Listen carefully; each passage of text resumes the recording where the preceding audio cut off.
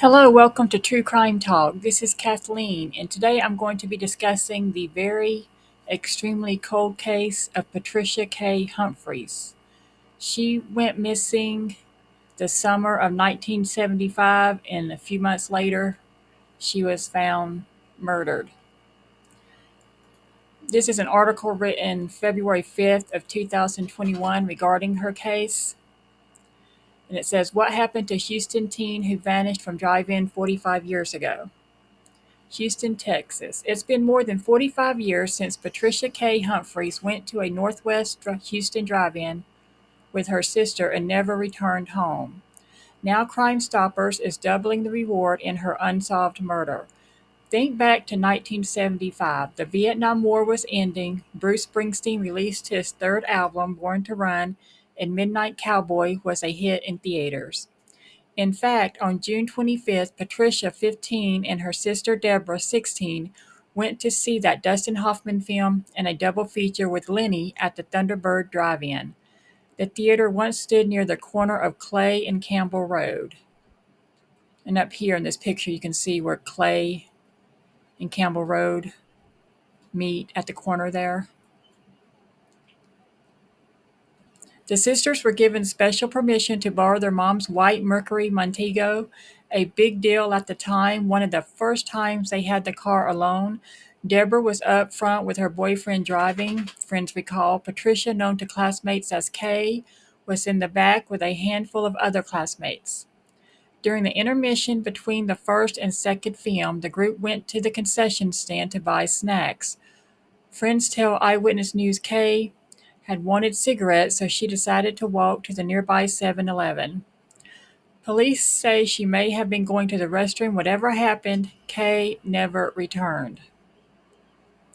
And this is a handwritten flyer that they put out at the time, and they make copies. This is a picture of her, but it says on the flyer at the time she was without glasses and had shorter hair than in this picture. It says, "Missing since Thursday night, Pat Humphreys, 15, last seen at Thunderbird Drive-In, believed abducted. Please help. If you have any information, reward offered." And it gives the phone number or the police department, juvenile division. So that was the flyer from the time she went missing. 6 months later, Kay's remains were found in the woods behind a church off Hopper Road, about 18 miles from the drive-in. Her clothing was scattered nearby, along with a brass ring with the initial P. Detectives say she was likely strangled. They were unable to tell if the teen had been S8 or not, so they weren't able to tell if she had been assaulted or not. For more than 45 years, Kay's father, Johnny Humphreys, has struggled not knowing what happened to his daughter. I just think about, in her last hours, she must have wondered where was somebody to protect her, says Humphreys. Of course, that's Dad. That's what I think about. This is her mother. Her mother's name was also Patricia, doing a TV interview at the time when she was missing. The local news station came to her home and did a interview with her. ABC's 13's Courtney Fisher has been researching and working with Houston Police Department cold case detectives on this case for nearly 10 months. She'll be profiling Kay's story as part of her 13 Unsolved series coming soon. In the meantime, there's a push to bring this case back into the spotlight because people involved are dying. Kay's sister Deborah and her mother have since passed away, along with at least one friend who was with Kay the night she disappeared. That, coupled with the fact that memories fade, could keep this case cold forever. Detectives have hope they can solve it, but they need your help. If you remember any details about this case, or if you were at the Thunderbird Drive-In on June 25th, 1975, police want to talk with you. Call Crime Stoppers at 713-222-TIPS. As always, your tips are anonymous.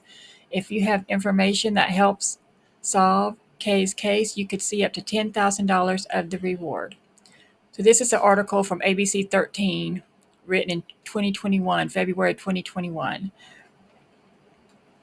And this is some of the interview with her mother.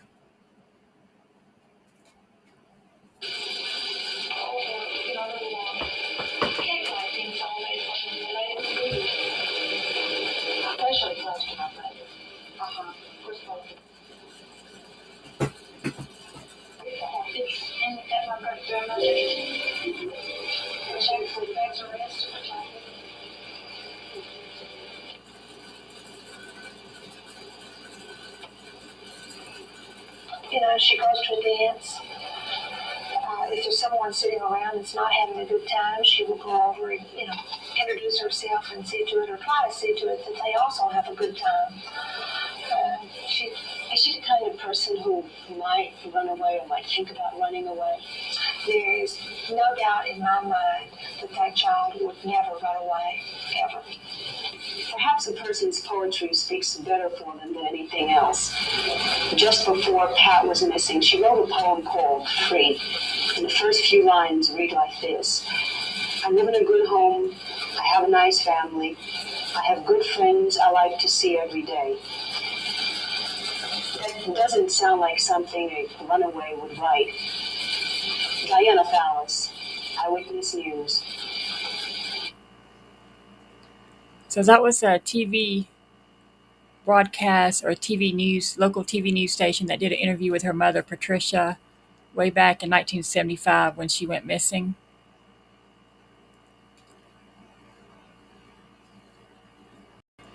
This is another article or news report from ABC 13 that was posted October 8th of 2021. And it's about this TV show called 13 Unsolved that Courtney Fisher did. And she did 13 episodes of unsolved murders. I believe it's in the state of Texas only. Murders that happened in the state of Texas. And this is the news article written back in October 2021. It says on June 25th, 1975, Patricia Kaye Humphreys, 15, and her sister Deborah, 16, went to the Thunderbird Drive-In located in northwest Harris County for a double feature. Two Dustin Hoffman movies were playing, Lenny followed by Midnight Cowboy. It was the first time their mother let her girls take the family car out by themselves. Mom, also named Patricia, gave her daughters a strict warning: go straight to the movies, don't pick up anyone else, and come right home afterward. But as teenagers are known to do, the sisters ignored their mother and picked up Deb's boyfriend, Eddie Garcia, followed by another classmate, Mike Hunter.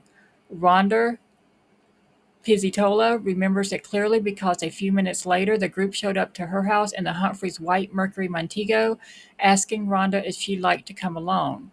And my mom wouldn't let me go. She wasn't fond of Mike. She thought the boys were trouble, Rhonda said. That would be the last time Rhonda saw Patricia, who friends called Kay, alive. 5 months later, Kay's body was found behind a Baptist church 18 miles east of the Thunderbird Drive-In. Police believe she had been strangled and possibly SA'd, but they couldn't determine for sure if she had been assaulted. That night, I'm sure she probably was. Why else would somebody kidnap a young girl like that? That night at the drive-in, Kay had left the group during intermission to get a pack of cigarettes. That's what Deborah later told police. The snack bar didn't have her brand, so Kay allegedly told them she was going to walk to a convenience store to get the smokes she wanted. When she never returned to the theater, Deb drove home, hoping Kay would be there. She wasn't. It's been 46 years since Kay was murdered. In our latest 13 Unsolved in-depth investigation, we're retracing Kay's steps at the drive-in that night, tracking down who she saw, who she spoke with, what route she may have taken. We've spent years talking to Kay's father, John Humphreys, who is Kay's only immediate family member still alive, still desperately searching for answers about what happened to his daughter. In her last hours, she must have wondered where was somebody to protect her, Johnny said, as we revisited the place where his daughter disappeared nearly 5 decades ago. A place he hasn't been since then. For the first time since Kay was killed, Houston police are going on record to discuss the investigation, talking about what they're doing to reopen one of the oldest unsolved murders in Houston. This was a very, very innocent juvenile during an exciting time in the summer that literally, in 1975, changed the whole course of Houston, Texas, said Detective Darkus Shorten with the Houston Police Department. Watch 13 Unsolved, Disappearance at the Drive-In. If you remember anything about Kay's case, call Cold Case Detectives at Houston PD or report an anonymous tip to Crime Stoppers by calling 713-222-TIPS. if your tip leads to an arrest, you could get up to $10,000 in reward money. So this is a video. This is 13 Unsolved about Patricia Kaye Humphreys. I can't play it obviously for copyright reasons, but I'm going to show you a picture of her father from it. That's her father. And as far as I know, he's still living even today. This was in 2021 when he was interviewed for this episode of this show. But her Kay's mother, Patricia, is deceased, and her sister Deborah is also deceased, but her father is still alive. Now, when Kay went missing, her friends and her classmates called her Kay. She went by her middle name, but she's also known as Patricia or Pat. When Patricia Kaye Humphreys went missing, her mother and father were divorced. Her father, right here, lived in California at the time, and her mother lived in Texas with her two daughters. She was single at the time. One thing I find odd about this case, which it has probably nothing to do with anything, I don't think. I just found it odd. One thing about this case is that her mother, Patricia, after her daughter went missing, 5 weeks after her daughter went missing, she moved off to another state and got remarried to her third husband. So her mother had already been married twice by the time her daughter went missing, and then just 5 weeks after her daughter went missing, she moved to another state and got remarried to her third husband. And I don't know all the facts of that. Was she engaged to a man before her daughter went missing, or they decided to get engaged after her daughter went missing? How, I don't know the circumstances of that, but that is just one fact that I find very odd. Doesn't mean her mother had anything to do with her disappearance and murder. It just means that I think that it's odd that her 15-year-old daughter went missing, and 5 weeks later she's moving to another state, because this was, way before her daughter's body was even found. She had already moved off and started a new life. Of course, life goes on, and she had another daughter to take care of, and it could be for financial reasons, or just she wanted fear. She wanted to get out of that situation, out of that state, bad memories, and she didn't think her daughter would ever be found alive. It's just so odd to me, though, that the mom left the state just 5 weeks after Kaye Humphreys went missing. This is the old newspaper article showing about her being found. It says, Houston, medical authorities say the cause of death of a 15-year-old Houston girl whose bones were found 5 months after she disappeared may never be determined. Patricia Kaye Humphreys disappeared June 25th from a drive-in movie in northwest Harris County. The bones were discovered November 26 in a wooded area about 15 miles from the theater. Dr. Joseph A. Jakomizik, county medical examiner, said Monday a key bone in the neck is missing. He said the bone would show if the girl was strangled. No bullets were found in the bones, and there were no fractures, but we don't have all of the bones, he said. He said he had asked investigators to continue a search of the area. So, I read in the articles previous that she had been strangled, but I don't know if they were really 100% sure of how exactly she died, since they didn't have all the bones. So, and also they can't prove that she was SA'd, assaulted. So it makes me think that, maybe this wasn't what it appeared to be or what they thought it was. Maybe this was not a male attacker kidnapping a young girl to assault her, or like a serial killer, finding the opportune victim. Maybe this has, maybe the police looked in the totally wrong direction. Maybe this isn't as it appears. Maybe that's why they couldn't solve it, because they thought it was one thing, maybe it was something else. And her sister, who was with her that night, is deceased now, and so is her mother. I think at least one other person who was there with her that night in the car with the girls is also deceased. So, unless somebody in that car was involved in her disappearance and death, or somebody in that car knows what happened to her, or may have some information that they didn't understand was important at the time, and if they could be re-interviewed, and or the police could zoom in on like a suspect, I don't have much hope of this case being solved. The only thing I would hope is maybe some kind of DNA evidence at the scene or on her body, but her body was bone. So I'm assuming that, and I haven't read any articles to this because there's not a whole lot of information on the internet about this case, but I'm assuming that they have no DNA evidence or other physical evidence. So if for this case to be solved this long after, it would have to be that somebody speaks up who's still living, who knows what happened to her. But like I said before, the only thing about this case that makes me think, is the fact that her mother moved away so soon after her daughter went missing and before her daughter was ever found. How did she know her daughter wouldn't be found alive or come back home alive? Did she just know, a mother's instinct knows, well, this daughter's dead, I got another daughter to take care of, and I got this opportunity to move away with my new husband? I can't support myself, or I can't support my daughter, I need to go somewhere else.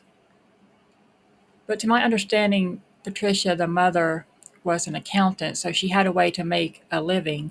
So I'm not sure exactly why she left just 5 weeks after her daughter went missing, but that just seems so odd to me. Do you think that's odd? I think that's odd, but it doesn't mean anything. It doesn't mean that the mother was involved in her disappearance and death. It just strikes me as very odd. But this was 1975. Maybe that's, different way of thinking back then. But it is different from other cases where, you have parents who have children go missing and they stay in the same house for years afterwards, keep the same phone numbers. So in case that child wants to get in touch with them, the child will be able to get in touch with them through a phone call or coming back to the same address. So that is just so weird, but life does go on, and I don't know her personal situation, her personal finances. Did she have to move away? Was she just renting a home and she had to move anyway? So they got married and her husband or her went to another state for a new job. I don't know what was going on, but that is just one odd thing to me about this case. And also in the mother's interview with the news station there, she seemed kind of like a very calm woman, but that doesn't mean anything either. I'm not trying to accuse the mother, who's deceased now, of doing something to her own child, but it just, there's some things that I found odd about the mother's interview in that old news footage. But not everybody can do TV. It's not easy to appear on camera for some people, especially back then, way before the internet ever came along. Being interviewed for a TV, being on TV could have been nerve-wracking. Maybe she was just a stoic woman. She seemed like a very stoic woman.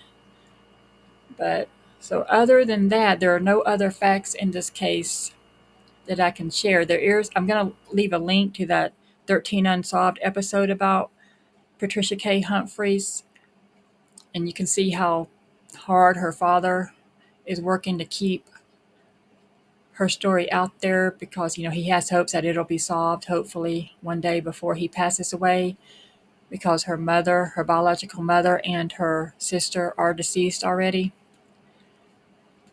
So there's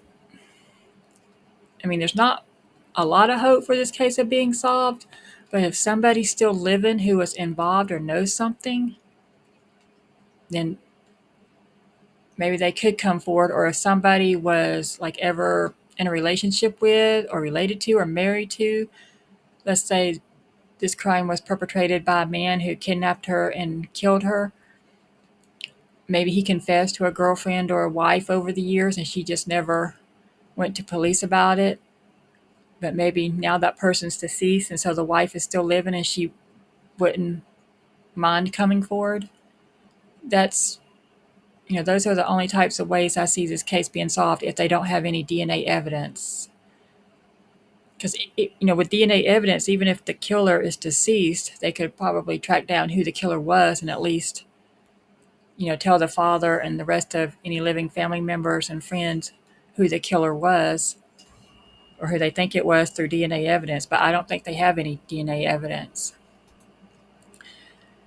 So this is Find a Grave website, and this is the one for Patricia Kaye Humphreys. It says she was born September 25th, 1959, and died in Dallas County, Texas. She was born in Dallas County, Texas, and she died June 26, 1975, aged 15, in Harris County, Texas. She's buried at the Hope Cemetery, and it just gives a brief description. It says Patricia Humphreys was abducted from the Thunderbird Drive-In movie theater on Clay Road, and her skeletal remains were found on November 30th, 1975. She was a student at Northbrook High School in Spring Branch ISD in Houston, Texas. So her body or her bones were found November 30th, 1975. She went missing June 25th. So they have her date of death listed as June 26th. So of course they assume that she was killed the very night that she went missing. Like they don't think she was like held hostage somewhere or anything like that. This is her gravestone, Patricia Kaye Humphreys, laid to rest in God, 1975. So, whew. This is the same newspaper article I had already read. It is her death certificate, and I don't think it has any other information on it for us. She was a student in school, born in Dallas, Texas. Her father, Johnny Humphreys, mother's maiden name, Patricia Thompson.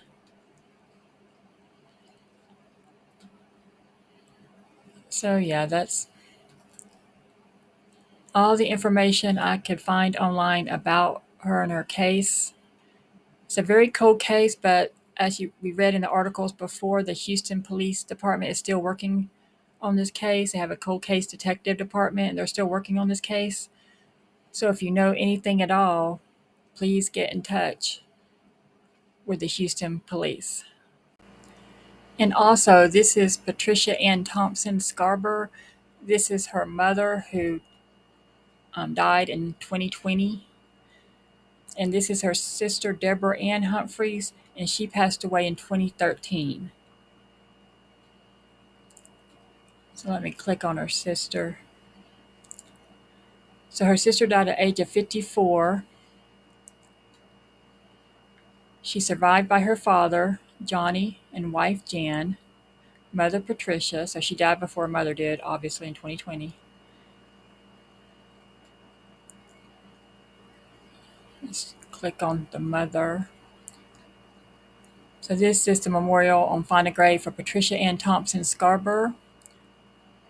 Like I said, she was married 3 times. So Thompson was her maiden name. Scarborough was her last married name.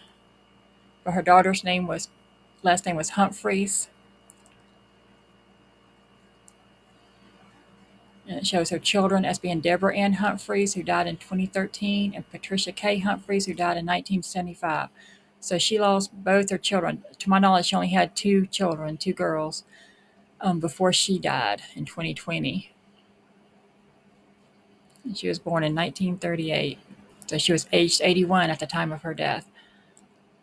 But it does say in her memorial that Pat was preceded in death by her daughters Deborah Ann Humphreys and Patricia Kaye Humphreys and brother Jesse Thompson. This is an article I found that was written in September of 2012. It says questions linger 37 years after teen slaying.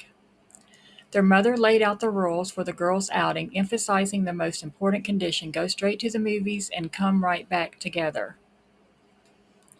It was June 25th, 1975, and 16-year-old Deborah Humphreys and her sister Patricia, 15, had just been given permission for the first time to use their mother's white Mercury Montego and go to the Thunderbird Drive-In Theater. It wasn't far, located at Clay and Campbell Road, just about 2 blocks from the family's Northwest Houston duplex and a popular spot for teenagers. So, with a group of neighborhood kids riding along, the group drove to the theater. That night it was playing a double feature, Lenny, followed by Midnight Cowboy, both starring Dustin Hoffman. The teens, a group of about 5 or 6 boys and girls, talked, ate popcorn, and enjoyed the films. But after the movie, when the Montego pulled into the Humphreys driveway, Deborah anxiously walked into the duplex alone. The pair had gotten separated that evening, and she hoped her sister was already home. She wasn't. 6 months passed before police found Patricia, her remains left in a field, among her tan pants, a red and white blouse, and a small brass ring that bore the initial P. Investigators suspected foul play, most likely strangulation. It's a parent's worst nightmare, said Houston Police Department Homicide Division Sergeant Mike Peters. Parents always have the monsters that they're worried about, but for these people, it came true. Their daughter went out to the movies, she disappears, and she's found 6 months later dead. More than 37 years later, no one has been charged with Patricia's death. Detectives at the time worked hard to crack the case, but with no witnesses and little evidence, it went unsolved. Peters, a homicide detective for nearly 20 years, recently picked up the case file to examine with a fresh pair of eyes and perhaps find answers to questions Patricia's family has long lived with. We've come to accept it, said Deborah Humphreys, now 53 years old. I shouldn't say we've come to terms with it. Patricia Kaye Humphreys stood about 5 feet 5 inches tall with brown hair that fell just below her shoulders. The pretty blue-eyed teen begrudgingly wore glasses after losing her first pair of contacts. Always sweet-natured, she seemed to be coming into her teenage years, developing an identity, recently asking kids at school to call her Pat. Her family members called her by her middle name. Her sister had learned from a friend that Patricia had even gone on a group date or two. Family members don't believe Patricia would have gone anywhere with a stranger willingly. I knew she wasn't the kind to put her family through grief, said the girl's father, Johnny Humphreys. He and their mother had divorced, and he was living in California at the time. Memories of that night are hazy for Deborah. She did remember that her mother didn't want any friends accompanying them to the theater. Well, of course, we right away jumped around the neighborhood and found as many friends as we could, Deborah chuckled. Between the first and second film, Deborah said the group went to the concession stand to get more food and cigarettes. The cigarette machine, however, was broken or didn't carry the brand Patricia was looking for. When they walked back to the car, Patricia announced she was going to the 7-Eleven down the street to buy the cigarettes. Deborah said it was some time, maybe more than an hour, before the group noticed Patricia had not returned. They began to search, but no one had seen her. They returned to the concession stand and she wasn't there. No one at the 7-Eleven saw her that night. In hindsight, Deborah recalled the lessons from her youth about not going anywhere alone and traveling in pairs. And I didn't go with her for some reason. I just did not go with her, and I didn't worry until she'd been gone a while, she said with tears. She has since learned to cope with her feelings of guilt. It's just hard. I was her older sister, she said. Even as she came home, Deborah still held hope. Her sister was waiting on the front porch or already asleep in her bedroom. When she didn't find her, Deborah woke up her mother to tell her Patricia was missing. An intense search ensued. Missing poster flyers were pinned up throughout the neighborhood while police interviewed everyone who knew Patricia. Family members stood in front of the theater, flagging patrons to ask if they'd seen the teenager, said Johnny Humphreys, who flew in the day after Patricia went missing. During the first week of December that same year, a group of boys shooting BB guns in a field behind a church in the 5600 block of Hopper discovered Patricia's skeletal remains about 18 miles from the theater. Police identified her through a scar on her skull left from a surgery she underwent as an infant. Peters believes she wasn't alive long after she went missing, and she may have been SA'd before she died. Can't imagine what that poor girl must have went through the last few hours of her life, he said. Johnny Humphreys remembers making a plea for his daughter's safe return in 1975 on a television station. 37 years later, he has a similar request. We would like to have closure, he said. We would like to know whoever was responsible for this is brought to justice. So as you can see, her